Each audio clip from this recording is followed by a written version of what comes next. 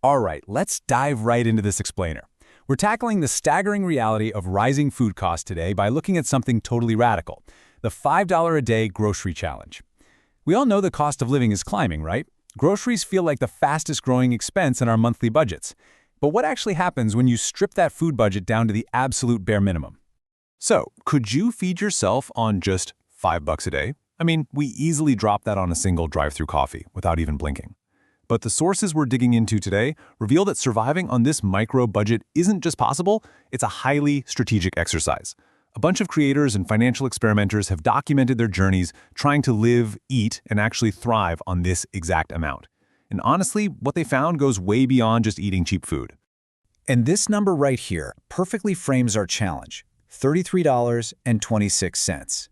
One creator, a mom named Julia Pacheco, took this to the extreme. She actually managed to buy a full week's worth of high-protein, nutrient-dense groceries for a family of 4 for just $33.26. Literally, the cashier at her local supermarket was floored by how many bags she walked out with. So how did she and others actually pull this off? To help you pull this off, we've broken this explainer down into a 5-phase playbook: smart shopping mechanics, the nutrition trap, kitchen execution, scaling up for families, and lastly, the budget mindset shift. All right, let's jump into phase 1, smart shopping mechanics.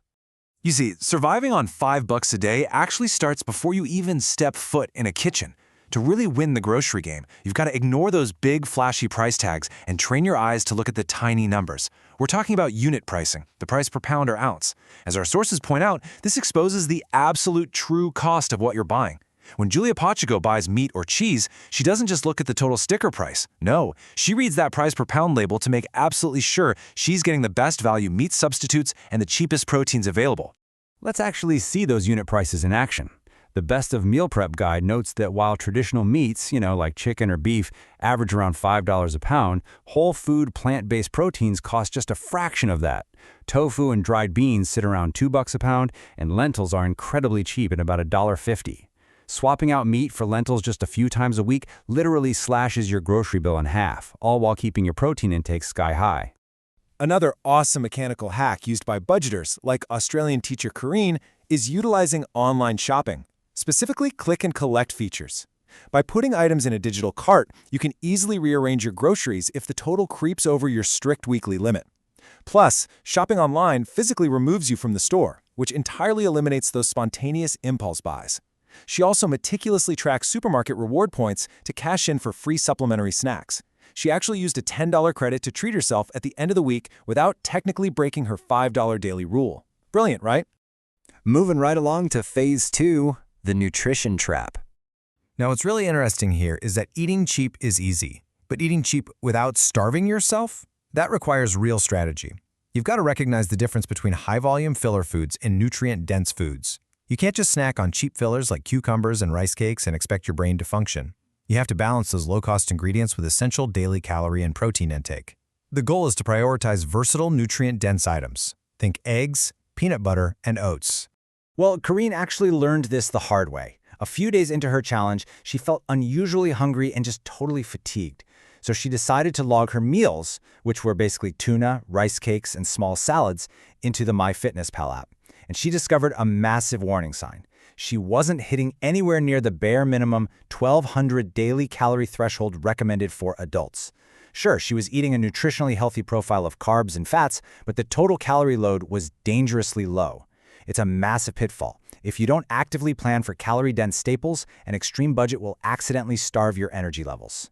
Which brings us to phase 3, kitchen execution, without losing your mind to major flavor fatigue. Let's be real, the biggest complaint of budget eating is repetition. To stretch ingredients throughout the entire week and combat the sheer boredom of eating the exact same meal every single day, bulk cooking and freezing techniques are absolute lifesavers. By cooking a massive batch of soup or chili, portioning it out immediately into airtight containers, and freezing it, you create a rotating menu. You might only cook 4 big meals in a month, but because you're freezing them, you're constantly pulling different flavors from your freezer. Problem solved. And just look at the financial math on this. A creator named Nathan spent 30 days living on under $5 a day. By batch cooking massive pots of rice, lentils, carrots, and tinned tomatoes, he was able to bring the cost of a single, highly nutritious, filling meal down to just 75 cents. He ate this for lunch and dinner, meaning his two main meals of the day cost him only $1.50 total. Absolutely wild. Let's shift gears to Phase 4, scaling up for families. Doing this solo is one thing, but if you want to scale a $5 a day mindset for a family of 4, you really have to rely on what we'll call the pantry power list. We're talking cheap, protein-rich, and highly versatile staples that serve as the base for almost every single meal. Julia relied heavily on things like quick oats, huge bags of white rice, lentils, frozen mixed vegetables, eggs, peanut butter, and incredibly cheap produce like cabbage and potatoes.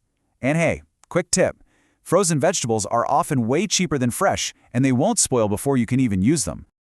To adapt these solo budgeting methods for her large family, Julia used what's known as the massive protein dish method. Basically, she'd cook one giant, heavily seasoned meal, like a lentil, ground turkey, and potato hash, that yielded just an incredibly high volume of food. By front-loading the dish with cheap proteins, like lentils and turkey, it became dense enough to leave everyone totally satisfied after dinner, while still yielding enough leftovers to cover lunch for the entire family the very next day.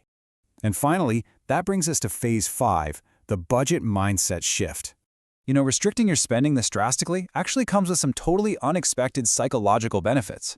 A creator from the channel Make Rich Money found that stripping away endless consumer choices actually cured his decision fatigue. Think about it. When you only have $5 to spend, you aren't wasting 45 minutes mindlessly scrolling through delivery apps deciding what to eat. In fact, many challengers naturally embrace digital minimalism during this process. They delete takeout apps, unsubscribe from marketing emails, and find massive mental peace in the sheer simplicity of just having fewer choices to make every single day. But honestly, the financial piece speaks even louder. The host of the Wealth Blueprint channel tried this challenge and tracked his normal spending against his challenge spending. By sticking to a strict daily limit, he realized he was saving almost $400 a month. If you scale that up over a year, that is a massive $4,500 saved. That's a vacation, a fully funded emergency fund, or a major investment just from cutting out random daily spending. And this brilliantly illustrates the ultimate takeaway from all our sources today. Being hyper-aware of every single dollar completely rewires your brain.